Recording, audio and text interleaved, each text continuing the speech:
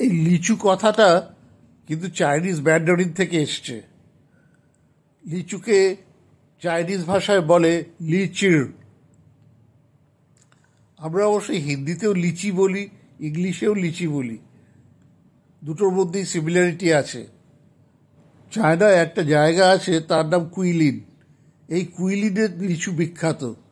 যেমন সুন্দর খেতে, মিষ্টি, তেমন বড় বড় হয়, আর তার ভেতরের সিডটা একদম ছোট, অসাধারণ খেতে।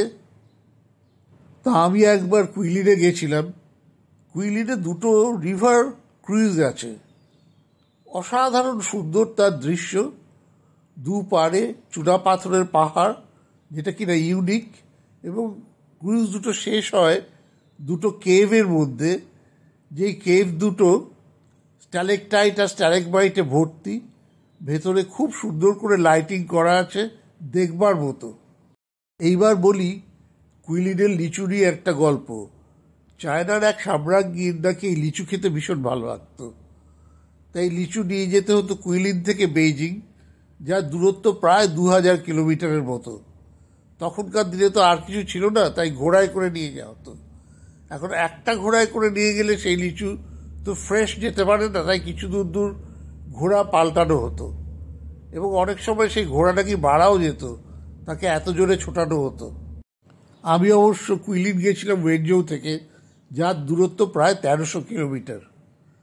ইন্ডিয়া থেকে যারা চায়নায় বেড়াতে যান, তাদের মধ্যে খুব কম মানুষই কুইলিনে যান।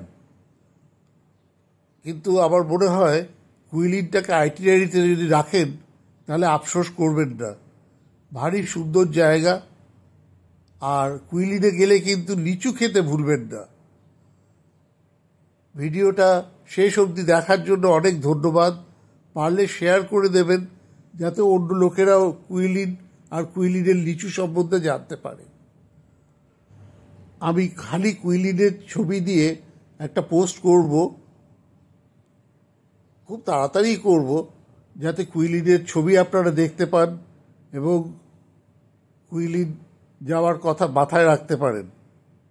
আমি গ্যারান্টি দিয়ে বলতে পারি, কুইলিন গেলে পরে আফসোস করবেন না, এত সুন্দর জায়গা।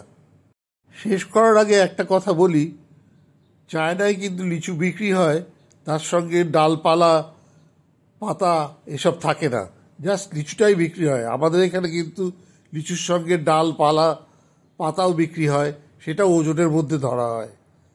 কিন্তু চায়নায় সেটা হয় না, কাজে কাজে যা কিনবেন একদম জেনুইন পাবেন। কিন্তু শেষ করেও লিচির গল্প শেষ হয় না। আমি যখন কুইলিনে গেছিলাম, তখন একদিন কাজ করে ফেরার সময় 2 কিলো লিচু কিনলাম। আমরা 4-5 জন ছিলাম। চীনেরা বলল যে কিছুতেই 4-5টার বেশি লিচু খেয়েও না, লিচু ভীষণ গরম, শরীর খারাপ হয়।